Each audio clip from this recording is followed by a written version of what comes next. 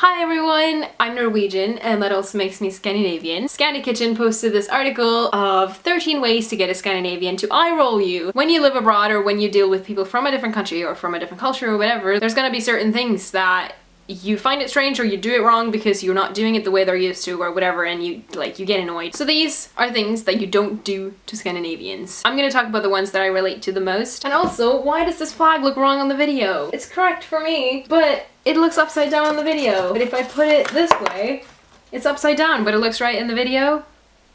Am I really stupid for not understanding this? Okay, we're gonna keep it like that, but I don't agree with this. Number one is be late. It's not greatness, you're lateness. It's rude and boring. If we say 12:45, we mean 12:45, not 12:35 and not 12:55. Only 5 minutes either way is acceptable. That is the Scandi way. Not that we're clock washing. This is very true. No one likes waiting around, and for us that's very rude. In some cultures it's normal or it's polite or whatever to be late, and that's like the standard. For us, you have to be on time. It's really freaking annoying to wait for people, and it's really freaking annoying if people come early. If you invite people for a party or whatever, and you say 7 and they come at 6:30, like, ugh.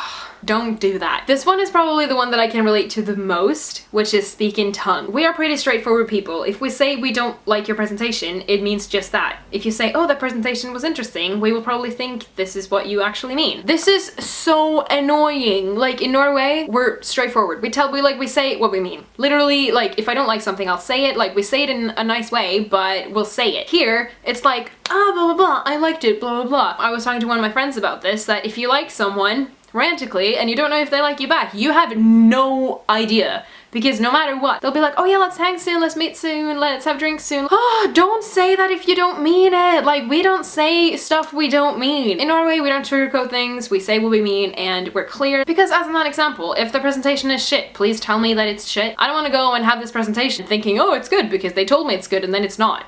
That's not helpful at all. Tea time.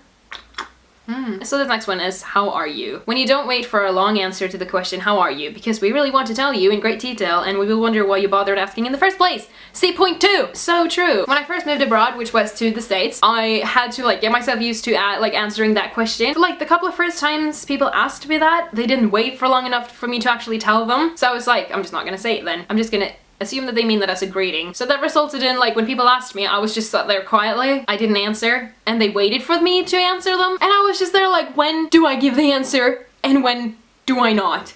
How can I know? In Norway, if I ask how are you, I'm waiting for them to actually tell me and not just tell me, oh, I'm good, how are you? So this one is just for educational purposes because people don't know and they keep saying stupid things. So you don't have to do that anymore because now you will know. Presume our countries are one and that we're tiny. We're 3 different countries, many more if we include the Nordics. Our landmass is 3.5 times the size of the UK. Only Denmark is teeny, but one of it's to it, so don't mention that. This is very true. A lot of the times people talk to me as if Norway is nothing and Norway is just this tiny country up north and no one ever goes there, or no, it doesn't matter at all. Norway is a significant country and we're also a lot bigger than the UK.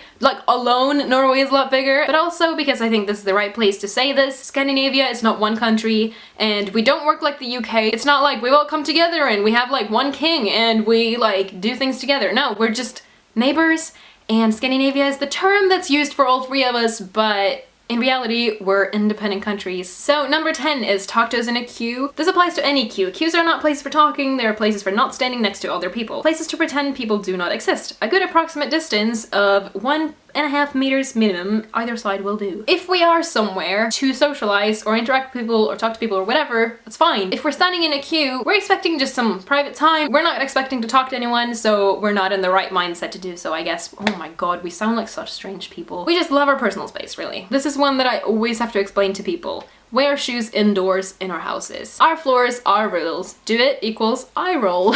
So yeah, we don't wear shoes indoors. That would be incredibly, incredibly rude. If you did that, if you came to someone in Norway and you walked inside with your shoes on, they would not invite you again.